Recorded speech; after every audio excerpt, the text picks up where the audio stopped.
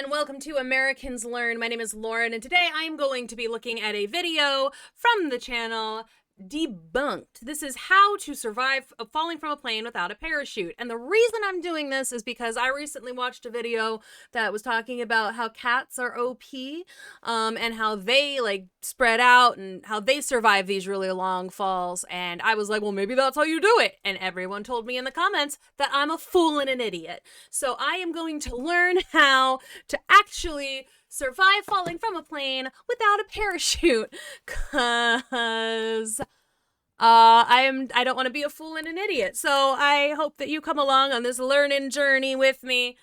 Let us begin. To the sight of serene blue skies. You wake to the sight of serene blue skies. But something's not quite right. The sound of wind rushing past your ears and the unnerving sensation of falling is your first clue. Hold on, you were in a plane when you went to sleep. Great Scott, you're plummeting towards the earth. What are you going to do? I'm Stu, this is Debunked, and we're here to Hi, talk the Stu. truths from the myths and the facts from the misconceptions. There are a couple of different scenarios you could find yourself Myth conceptions, maybe? No, sorry. I feel like that's a Buffy joke. in when hurtling towards the ground from heights of 35,000 feet. You'll most likely either be attached to your seat or an assortment of parts of the plane's fuselage, maybe a piece of the tail or a bit of the wing. Or, alternatively, you'll be free-falling solo. I realise that being in freefall would technically mean that you encountered no air resistance, but this is widely considered the term to use for someone falling unaided from the sky. I did not know that. I did not know that free fall meant that you were not encountering air resistance. I just thought that this was what it was, so I've already learned something. So, do you have any hope at all of surviving such a predicament? Or should you relax and achieve a sense of inner peace as you say goodbye to this world? Let's start with a scenario where you're still strapped into your seat, or have some part of the wreckage attached to you. To better your situation, your first thought might be to detach yourself as soon as you can, thinking the extra weight will only cause you to hit the ground with even greater impact. But surprisingly, I feel like terminal velocity is terminal velocity, right? You're going to hit it at that speed. And gravity's, 9.878 meters a second or something. So it's like you can't fall faster than that. Like once you hit that speed, you're hitting that speed, right? you may be better off staying put. One incredible survival story is that of Vesna Volovich, who fell with a chunk of the plane's tail, including her seat and a catering trolley, after the plane exploded at 33,000 feet. After falling the distance, Vesna was lucky enough to land in a bunch of trees situated on a snowy hillside. As she crashed down, the trees are believed to have slowed her descent, and the snow cushioned her final impact. However, trees usually come with their own set of hazards, primarily skewering. The tail section that Vesna was in essentially acted as a cocoon as she smashed through the branches, although she still didn't exactly get off scot-free. Vesna suffered a cracked skull, broken legs, and 3 broken vertebrae. But she was alive and eventually made a near-full recovery. Wow. Surviving this way gives you the extra kudos of the title Wreckage Rider. Unsurprisingly, Volovich holds the world record. Sounds like a Wreckage Rider. It sounds like an achievement you get on like a Steam game. For the highest fall survived without a parachute.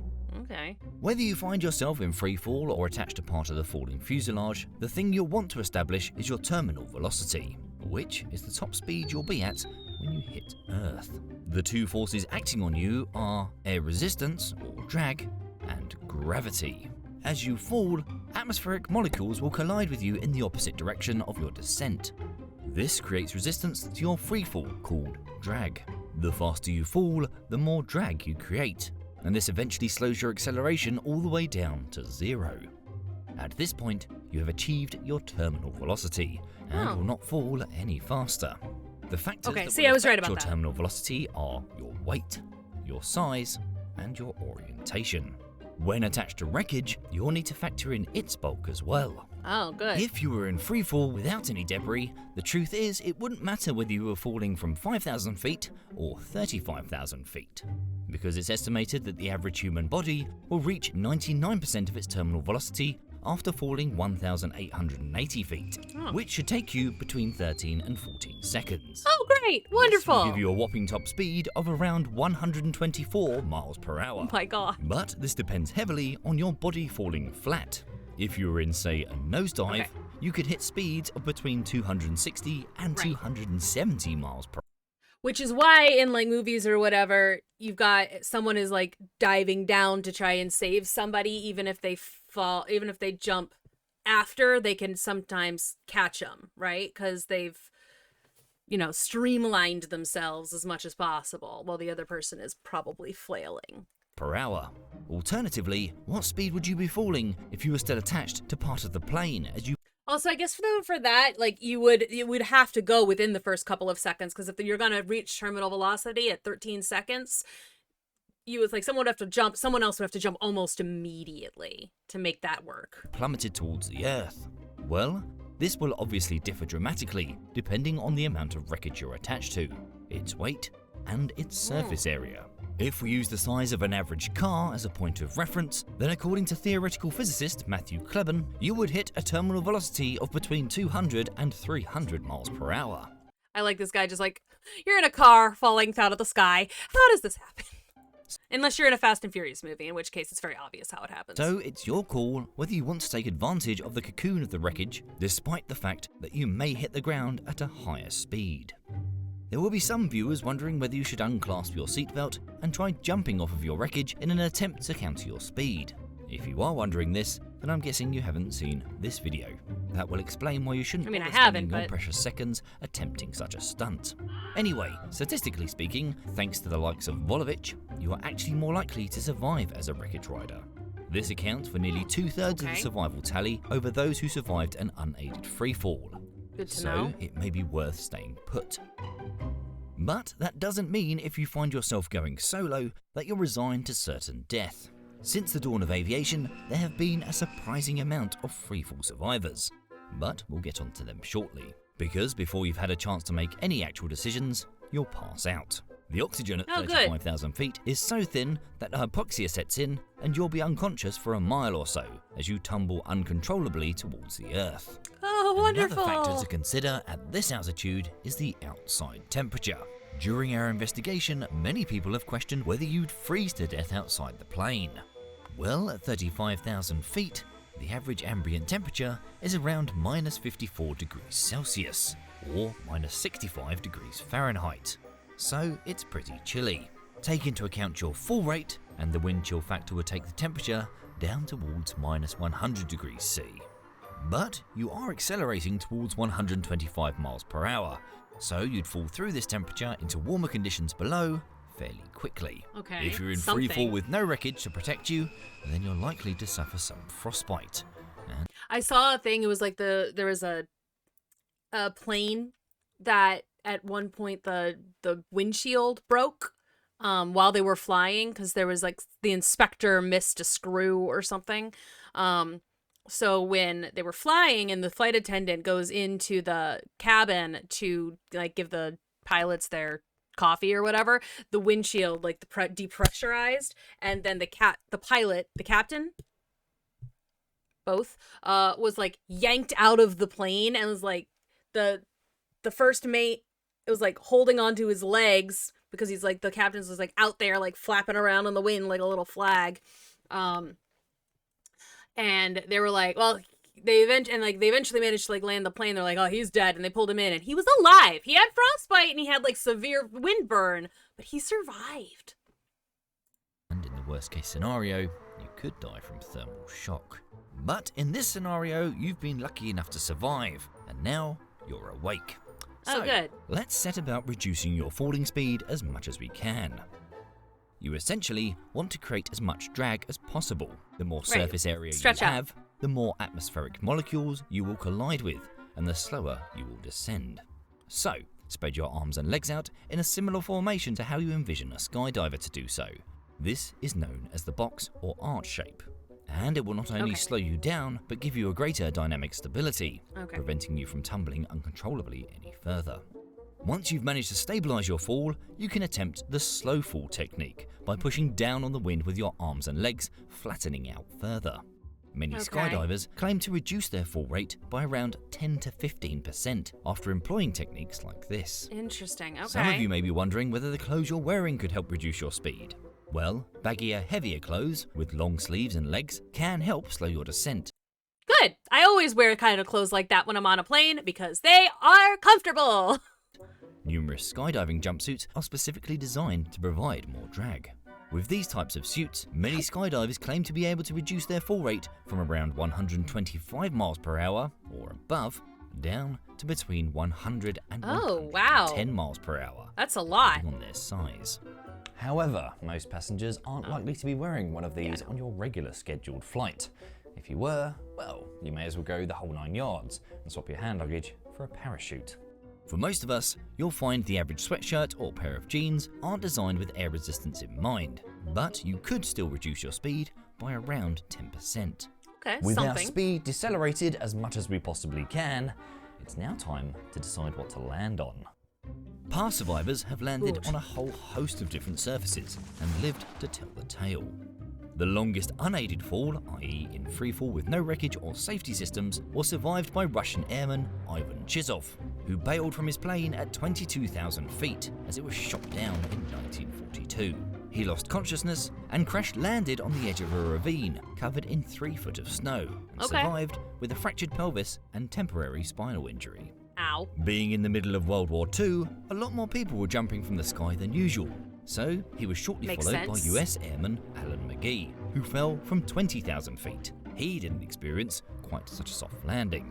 After losing consciousness, he crashed through the glass roof of a train station before hitting the stone floor. Oh, McGee suffered a ow. broken right leg and ankle, a nearly severed right arm, and multiple shrapnel wounds from the glass, but survived to fight another day. Well, it sounds like he didn't even break his back, just his leg. Jesus. Nicholas Alchemade followed in 1944, jumping from 18,000 feet, crashing through the branches of some pine trees before hitting a snow-covered forest floor. He hobbled away with nothing much more than a twisted knee. Wow. In 19... Like, I mean, I've fallen from like a really high tree house before when I was like 7. And that hurt. I felt like, because I was falling out of like a really high tree. And I landed on my back. And I mean, like, I was okay. Like, we went to the hospital, but you know, because I wasn't actively bleeding, they didn't see me. Like, we waited there for a really long time and they didn't see me. And I was like, I guess I'm feeling better, so we can just go. And then, of course, you know, it hurt for weeks, but like, I was okay. 71, Julianne Koepke survived falling 2 miles strapped only to her airliner seat. Wow. But more recently, survival stories have been from skydives gone wrong. Michael Holmes, a seasoned skydiver who fell 2 miles after a parachute malfunction over Lake Taupo in New Zealand, had only a blackberry bush to break his fall. In his case, the extra drag of the failed parachute reduced his speed to 80 miles per hour before Okay, well, impact. that's something. But the imprint of his body on the ground was still visible for weeks after the incident, and incredibly, he could recount every moment of his fall. When I was up above Lake Taupo, I had a little bit of hope that I'd land in the water. But even then, the sensible part of me knew it wouldn't be alright, that I'd probably be knocked unconscious and, at best, drown. Towards the end, I thought I was headed towards the airfield car park. I thought I was going to hit the concrete and gravel and be killed instantly. So, what would be the best surface to aim for? If, like Holmes, you think aiming for water is any better than hitting the car park, then I'm afraid you'd be wrong. I thought you have to, like, if you have something to break the surface of the water, but like, I don't know how you would manage to throw it hard enough, you know, like, could you, you know, kick off your shoes or something and get them to break the surface of the water for you? Because otherwise it's just like landing on concrete.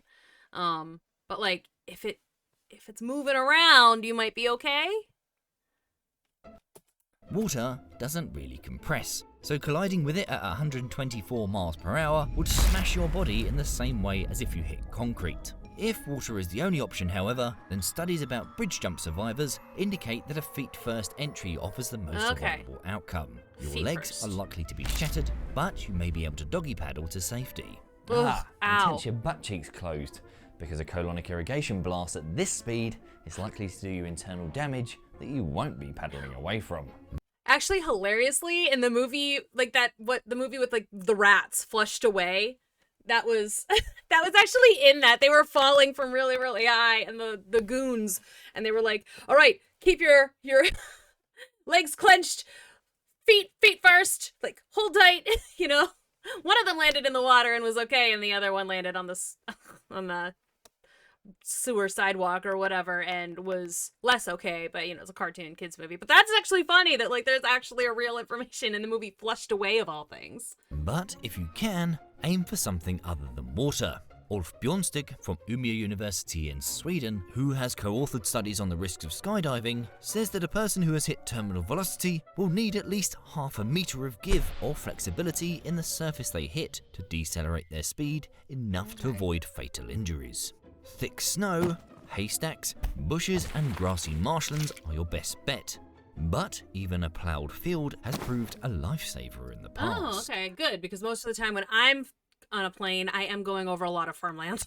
If you are about to collide with some trees, then the advice that skydivers follow when they come down in trees under normal conditions will also come in useful. Position your elbows to cover your midriff with your hands covering your face. This will protect your vital organs from being sliced open as you crash down through the branches. And keep your legs springy and together to absorb as much of the impact with the ground as possible. With your sights set on a desired surface, just how on earth are you going to steer yourself towards that spot on Earth? For real though. Luke Aikens demonstrated the plausibility of such a task in 2016, when he set the world record for a freefall from 25,000 feet into a 100 by 100 foot net suspended 20 stories above the ground. Yeah, I know that's a pretty niche world record, but how did he do it? Well, as we've established, skydivers use the box position to give themselves the most stability in freefall. But this also allows them to control their movements in the air. Banking your arms essentially means you use them like the wings of a plane to steer yourself. Cool, Always okay. start in the box position. To fly forward, pull your arms back slightly at the shoulders and straighten your legs. To go back, extend your arms and bend your knees. Wild, To steer okay. right, twist your upper body slightly to the right, dipping your right shoulder. And twist it slightly to the left, dipping your left shoulder to steer left. This is obviously a lot easier said than done. But you needn't jump out of a plane to practice. There are vertical wind tunnels all over the world that simulate the conditions of freefall, where you can refine your skills should they ever be I want to do that so bad. Like that indoor skydiving thing. I want to do it so badly. called upon. Depending on the height you're at, you can easily cover a few miles horizontally while in freefall, so don't despair if you think your desired landing spot is out of reach. The last stage of our epic journey is actually landing, or more accurately, hitting the ground. Oof. Having been in the box position for the majority of your fall, it's now time to flip around and let your legs take the brunt of the impact. At Oh, okay. 1,000 feet, prior to your collision with Earth, you'll have roughly 6 to 10 seconds to get yourself in the legs down position. All right, so everyone has to. Okay. I mean, I know they mentioned it earlier. I didn't realize that was, for some reason, I didn't put it together that you were always going to flip around and get your legs down first. This is what 1,000 feet looks like.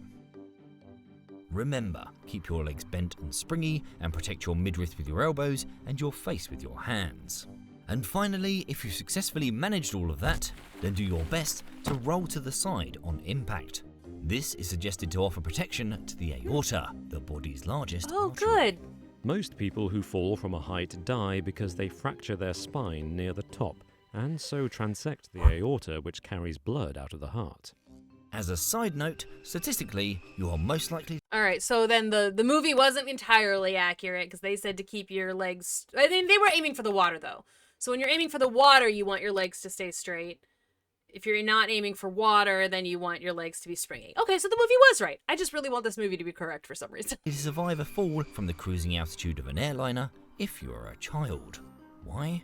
Well, a study by the Federal Aviation Agency suggests that the disproportionately higher survival rate of children under They have squishy bones. the age of 4 may be due to the fact that their skeletons are more flexible. Their subcutaneous fat levels are higher, meaning that their internal organs are more protected, and of course, they weigh less, which Squishy inevitably bones. reduces their terminal velocity.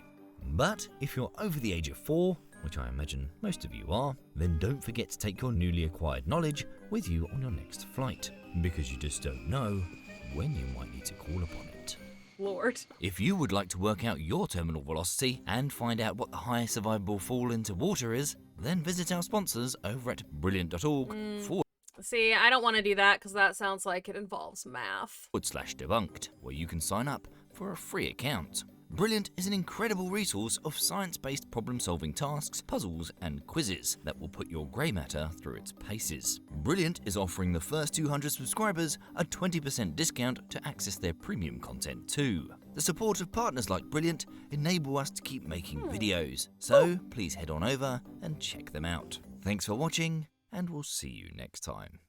Alright, so again, things like Brilliant, just be careful with it. Like Skillshare is apparently doing a thing right now where, or not right now, but it's always done a thing where, like, you sign up and they give you a free month, but if you don't cancel the free month within the first 14 days, they charge you for the whole year. So it's not actually a free month. So I don't know, just be careful and read the fine print of any of these sponsorships or whatever. And just be careful. That was interesting, and now I know, and, you know, I still feel like a bit of a moron, but that's fine. That's how you know you're alive. Because otherwise, why? Like, you keep learning, and keep living, and then you're less of a moron every single day, and that's the way to go. It's the way to be. Thank you so much for watching. If you want to see more stuff by Debunked, go ahead and let me know, because this is interesting. And I would love to learn more about this kind of thing. So, ooh, there's one that's how big would Noah's Ark actually need to be? That's interesting. And also, like, I have a whole rant about Noah's Ark, but that can wait for another video. So thanks so much for watching. I will see you all in the next one.